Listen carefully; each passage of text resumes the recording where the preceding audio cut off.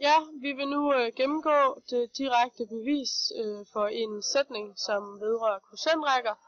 Denne sætning lyder, at summen af den uendelige mængde af led, som består af r i ide fra eksponenter lig 0 til n minus 1, kan opskrives som et udtryk, der ser således ud, hvor r ikke må være lig 1. Udtrykket lyder r i ente minus 1 over r minus 1.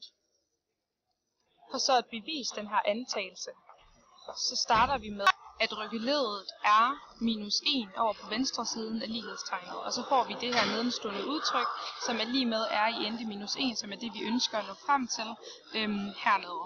Men inden at vi når frem til det r i ente minus 1, så bliver vi nødt til at overskrive koefficientrækken på en anden måde, og det gør vi ved at skrive r i 0 plus r i første plus r i anden plus r i tredje op til r i ente minus 1. Ja.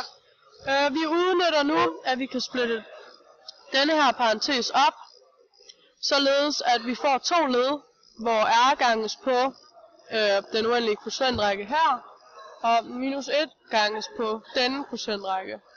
Når man så ganger r ind i parentesen, så vil eksponenterne stige med 1, som det ses hernede.